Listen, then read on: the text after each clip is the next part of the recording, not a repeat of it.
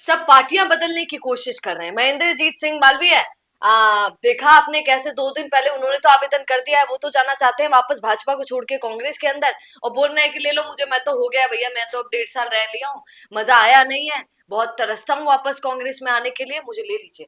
अभी दूसरा नंबर किसका आने वाला है, जो फिर से कहीं जाकर अपनी ही पार्टी में जिसको छोड़कर आया था उस पर जाकर रिक्वेस्ट करने वाला है कि सर जी माफ करो, हाथा जोड़ी पागा लागी, वापस माने ही लो।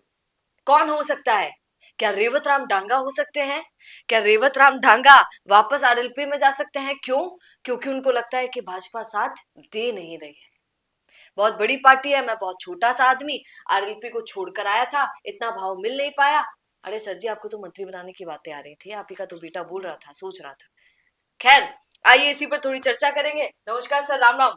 बताइए सर, क्या कहेंगे? क्या रेवत राम डांगा के थोड़े से भी चांस आपको लगते हैं कि वो आरएलपी में आ सके? क्योंकि महेंद्रजीत सिंह मालवीय का भी लगा नहीं था किसी को कि अब वापस ही करेंगे, पर कर ली है।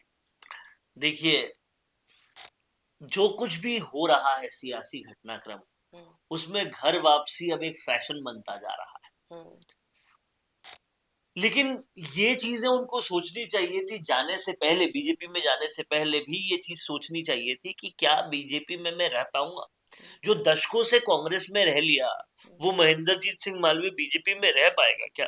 हम्म, वैसे ही हो रहा है रेवत राम डांगा के साथ। हम्म, किसी भी तरह से हनुमान बेनीवाल को हराना है, हम्म, ये सोच के साजिशें रच ली, सब कुछ हो लिया। हनुमान बेनीवाल के पार्टी के अंदर का आदमी, मैं कार्यकर्ताओं के आपने अपने अंदर ले लिया, एक बार के लिए सियासत हिला दी हनुमान बेनीवाल की। लेकिन फिर उस आदमी को रखना, ये भी एक कला है, और उस आदमी को रखना वो भी ज्योति मिर्जा के साथ, ये और भी ज्यादा कला है।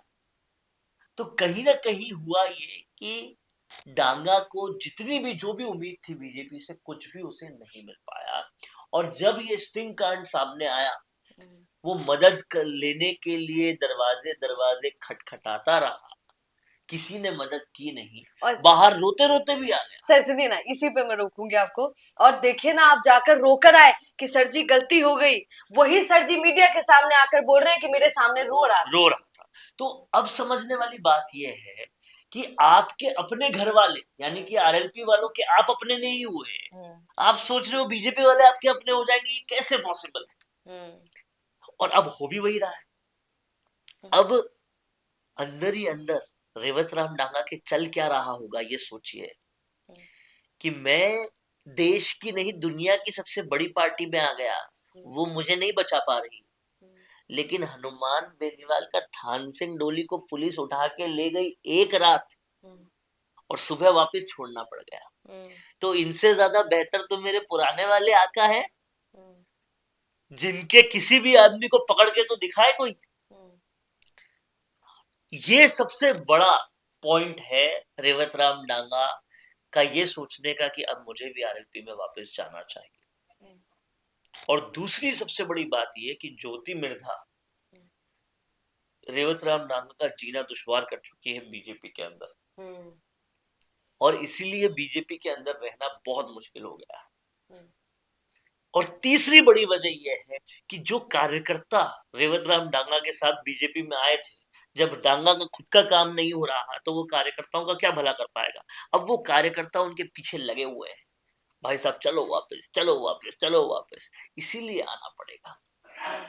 पर क्या वापस चले गए तो आरएलपी मटमेली नहीं हो जाएगी क्या? उस पर भी ये लगेगा कि सर जी आपने तो भ्रष्टाचारी वाले आदमी को ले लिया और उसको बचा लिया, तो क्या फायदा हनुमान बेनीवाल को होगा रेवत राम डांगा के जाने से? देखिए, अभी तक तो मालवीय भी कांग्रेस में जा नहीं पाए, सिर्फ आवेदन किया है। हम्म, वैसे ही ये जाने की सोचे तो चले थोड़े ना जाएंगे, वो हम्म, तो हनुमान बेनीवाल लेंगे तब की बात है। हम्म, लेकिन हनुमान बेनीवाल ने ये पहले से ही घोषणा कर रखी है, आप इस बात को समझना, कि हमारे यहाँ था जब तक ठीक था, वहीं जाके बर्बाद हुआ है। हम्म, तो अब अगर लेना होगा तो हनुमान बेनीवाल इस बिहाफ पे ले सकते हैं कि अब मैं वापस ठीक कर दूंगा इसको, और अगर नहीं लेना होगा तो वो नहीं भी लेंगे। जैसे भाजपा की वॉशिंग मशीन हुआ करती थी। भाजपा की वॉशिंग मशीन तो हुआ करती है ही। आप सोचिए, ये बात कहीं ना कहीं सियासी गलियारों में चल रही है कि महेंद्रजीत सिंह मालवीय आखिर क्यों गए थे भाजपा में। हम्म, उनपे 3,000 करोड़ का नहर घोटाले का आरोप था और वो आरोप बहुत लंबा चौड़ा हो चुका था। आदिवासी बहुत परेशान थे। आप सोचिए आदिवासियों की इनकम क्या है, थोड़ी बहुत खेती और थोड़ी बहुत पोल्ट्री। आप वहां पे भी पूरी की पूरी नहर का ही घोटाला कर दोगे जहां से पानी आना है, तो फिर उन आदिवासियों का कैसे भला होगा। नहर घोटाले के आरोप से बचने के लिए महेंद्रजीत सिंह मालवीय बीजेपी गए। ये एक बहुत ही बड़ा ऐसी चीज बन गई थी जो हर आदमी हर चौक चौराहे पर बात कर रहा था। और फिर भी महेंद्रजीत सिंह मालवीय को कुछ नहीं हुआ। ये शायद बीजेपी में जाने से हुआ, ये भी आम गलियों की बातचीत थी। तो वॉशिंग मशीन की जब बात आती है वो इन सब चीजों की वजह से आती है। लेकिन अब सवाल ये उठ रहा है कि अब बीजेपी छोड़ दी, अब वापस से उस घोटाले के आरोप जो हैं उनके पीछे पीछे दौड़ेंगे और वो क्या महेश जोशी की तरह फिर से जेल में जाएंगे। ये सारी बातें भी सियासी गलियारों में, सियासी कानाफूसियों में चल रही। रुकिए और जरा ध्यान से सुनिए। क्या आप हमारी इन खबरों से अपने व्यापार को भी बढ़ाना चाहते हैं?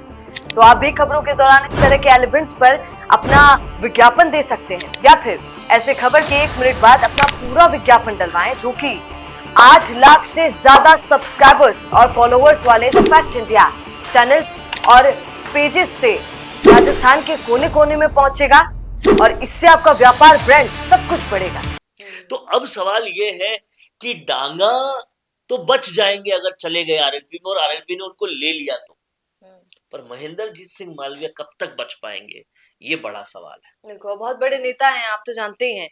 अब खैर, आप क्या रेवतराम डांगा पर कहेंगे? क्या आपको लगता है कि वो आरएलपी में जाने वाले हैं, और क्या आप चाहते हैं कि वो आरएलपी में चले जाएं? क्योंकि कार्यकर्ता और तो क्या हनुमान बेनीवाल उनको लेंगे आरएलपी में? ये तीनों बड़े सवाल। बिल्कुल। आप इस पर क्या कहेंगे कमेंट जरूर कीजिए और बने रहिए द फैक्ट इंडिया के साथ, क्योंकि याद रखिए, हर बार कहती हूँ, आज भी कहूंगी और कहती रहूंगी कि यही है जो फैक्ट्स पर बात करता है। भैया नमस्कार। बिजनेस अच्छा हो सकता है, लेकिन अगर नाम नहीं दिखा तो पहचान कैसे बनेगी? अब टेंशन छोड़िए, द फैक्ट इंडिया आपके बिजनेस को देगा वो पहचान जो पूरे राजस्थान में हर किसी तक पहुंचे। न्यूज चैनल पर विज्ञापन, पॉडकास्ट और प्रमोशन के जरिए आप सीधे 5 लाख सब्सक्राइबर और 10 करोड़ से ज्यादा व्यूज तक अपनी पहुंच बना सकते हैं। तो देर किस बात की, आज ही द फैक्ट इंडिया से जुड़िए और अपने बिजनेस को बनाइए हर घर का नाम।